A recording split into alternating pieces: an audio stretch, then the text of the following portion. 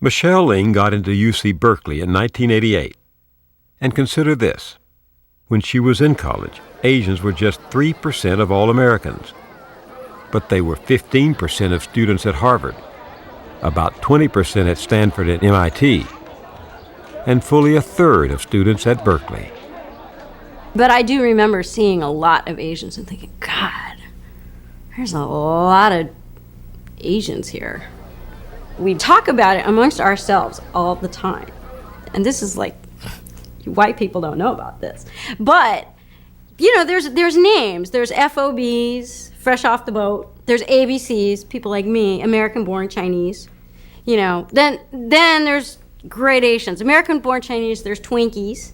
Twinkies? Or eggs. Twinkies? What are Twinkies? Yellow on the outside, white on the inside. And I guess that's the thing that I think most white people don't know, is that when you walk around Berkeley and you see that most of the people there, that the most prominent race on that campus is some Chinese or Asian, that we don't all think of ourselves as being the same. And that when I walk across that campus, I feel the same discomfort that you do. Even though you look alike. Yes. Just because you look the same as George W. Bush and you're both from Texas, do you feel, I mean, are you guys the same? When Michelle was completing college in 1990, there were 1.6 million Chinese in America. And there was no Chinese-American world anymore. There were many.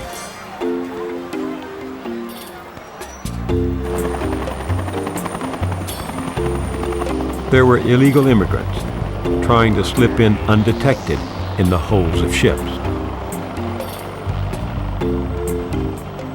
There were Chinatown laborers trapped in sweatshops and restaurants, ruthlessly exploited by other Chinese. There were Chinese who'd come by way of Vietnam, Cambodia, even Cuba.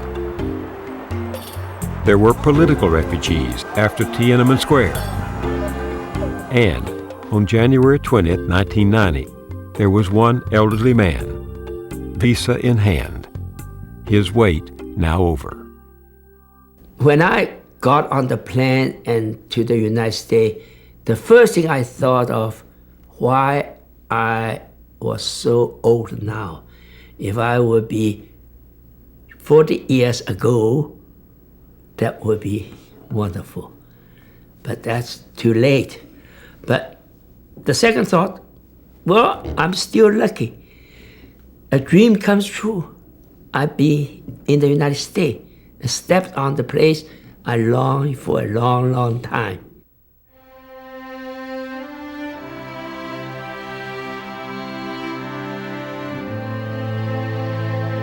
I haven't seen my sister for 40 years, and I haven't seen my daughter for 10 years.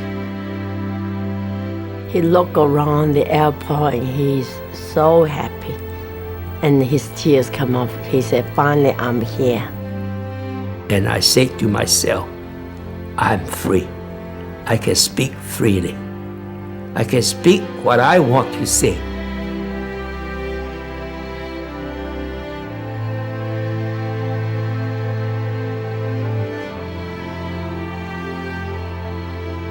So we try our best to find some job to do. Benny and his wife got hired at Disney World in the China Pavilion, both of them wearing traditional costumes for the entertainment of tourists coming through. But no matter, it was a job.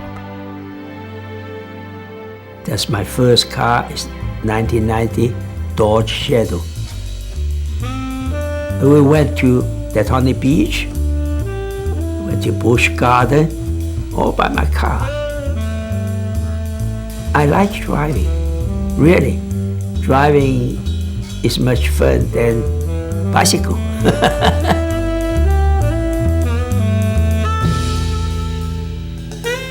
By the 90s, Chinese-American success stories were everywhere, none more prominent than Jerry Yang's.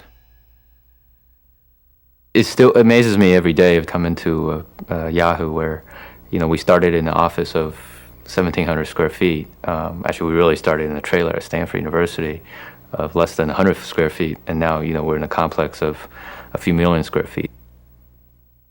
For all its booms and busts, the internet revolution changed America. And the Chinese proved as important to it as to the railroad a century before. A fifth of all the tech startups in Silicon Valley in the 90s were Chinese or Chinese-American owned. For every Jerry Yang who became famous, there were thousands of Chinese-American engineers who labored behind them anonymously. It was easy now to see the success, the upward mobility. Harder to see what it had cost. Jean Tang graduated from Berkeley in 1995, in the top 1% of students in her field. She won a full scholarship to Stanford Medical School. She'd more than met her parents' expectations. From Taiwan to Arcadia, to Berkeley to here. Now she could look back at her steps, her family's steps along the way. People talk about what is your gut reaction, what fills your heart with bliss.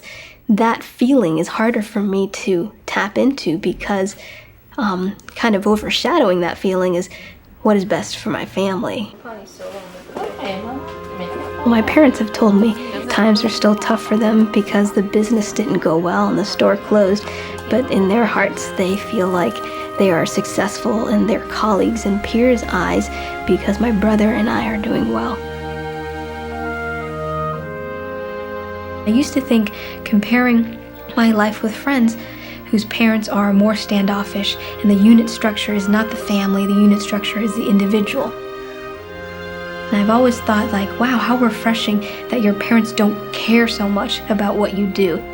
There's not this neediness to succeed, that your success is not necessarily their success and your failure doesn't necessarily reflect badly on them. How liberating is that, and how freeing and how light.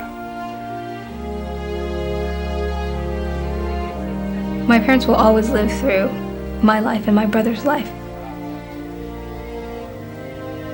When I was an adolescent, I was resentful for it, but over time I've realized, why not? They've invested so much into us that they should reap the rewards.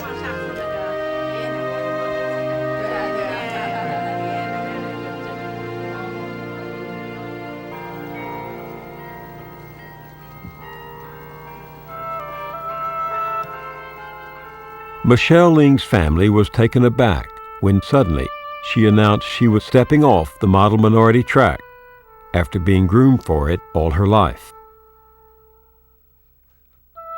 She didn't want to be a doctor or lawyer. She wanted to write. She hated to disappoint her parents. She had a life to lead.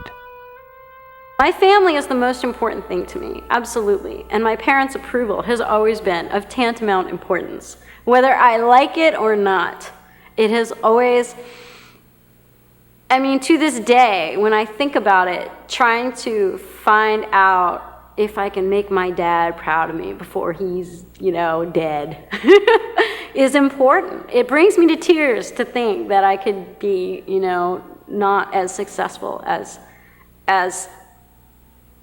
he thinks I could be, or as perhaps I should be.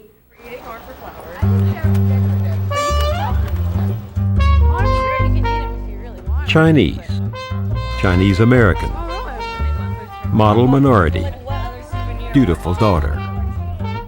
All these identities. But when it came to stitching them together, Michelle was like any other American, on her own. I think that the Chinesiest thing about me is that I eat chicken feet. Their feet, make no mistake, they look exactly like a chicken foot. The fact of the matter is they taste good.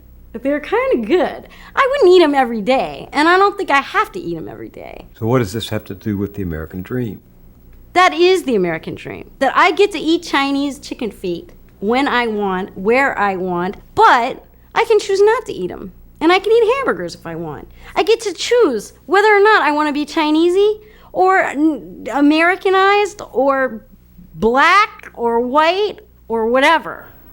You don't get to Culturally. Okay, you don't get to choose your color. I don't get to choose my color, but I get to choose everything else. You get to choose your own identity. Yes, I get to compose my life one piece at a time, however I feel like it. Not to say that it's not difficult, and not to say that people don't balk at whatever I choose. Not to say that there isn't challenge all the time. But more than material wealth, you get to choose what you are, who you are. I left my home and my parents at the age of 21. In a family of 8 children, I was the youngest son. Little choice was left to me but to go to a foreign land. Oh, who will mourn the passing of this wandering Chinaman? Well, I'm a byproduct of the old Chinatown. I'm a byproduct of a Chinese-American community that existed before the 1960s, that saw the last of the Lo Wah Kyu, the old bachelor society. And the new image of Asians, in Americans' eyes in general, is startling to me. Right now, they're young, they are upscale, they're taking full advantage of the things that you could have in America if you have the money, if you have the education. So it's wonderful, but for old-timers like me, there's always this faint little voice in the back of my head saying, yes, but never forget to be careful, never forget to be careful. Sean Wong was made head of the English department at the University of Washington in Seattle, where Chinese Americans in positions of influence became common. Hard to remember that he, growing up, had just one role model in the public eye, a lone Japanese American on the California Bears. One day, Sean received an unexpected phone call. There's this voice that says, "This is a voice from your past." And I go, "Who is this?" And the voice says, "This is Pete D'Amoto." And I said, I'm sitting there, I said, "What?" He says, "This is Pete D'Amoto." I said, "Number 60? Left guard?" And he goes, "Yep." And I said, "Wow." And I think the first thing I said was, "Can I get your autograph?" I said, "Why are you calling me?" And it turns out, and which I didn't know, it turns out that he's the chairman of pediatric dentistry at the University of Washington. And when he told me that, I remember the first thought that went into my mind was, oh, that's too bad. He's a dentist.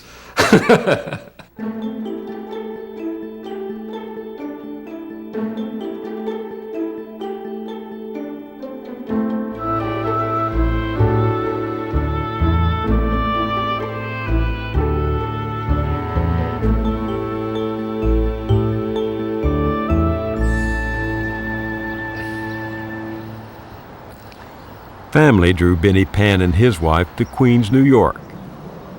He settled near one of the rapidly growing new Chinatowns.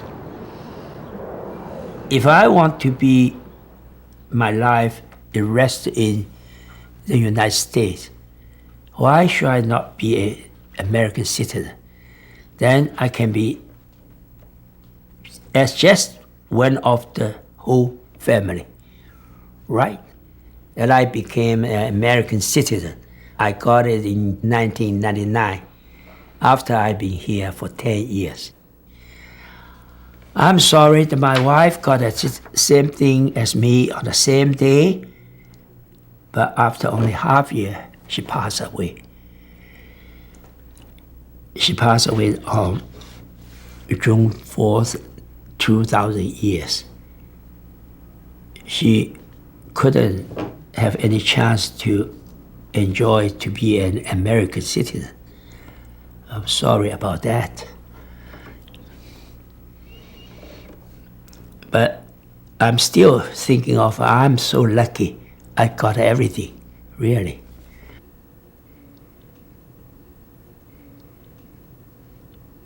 Toward the end of my father's life, I actually had an occasion to ask him what he thought about his kids. A dangerous thing for a grown child to ask a parent. And my father said without hesitation, he said, oh, you're all too American, you know, and that if I were to start all over again, I'd make you be more Chinese. Being born as an American and being raised in the American culture, there was no turning back.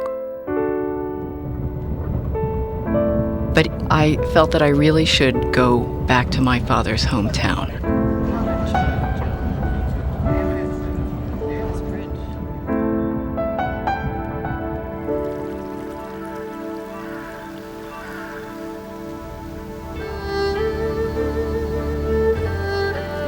Being in Suzhou really gave me the sense that I was imagining walking where my father had walked.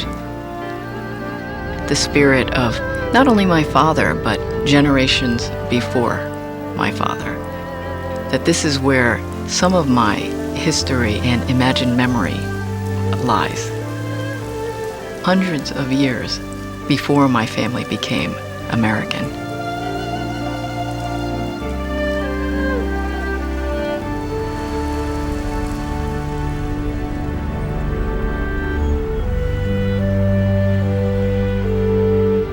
This story is still being written. Every day, there are new arrivals. There's the bunk bed, the job in the garment factory or restaurant, the debts still owed to family and others who financed the long journey here. Like every immigrant group, the Chinese in America are defined not so much by those who make it, but by those who keep coming, because they believe they can make it. It's an old story, and always new. America itself is still becoming.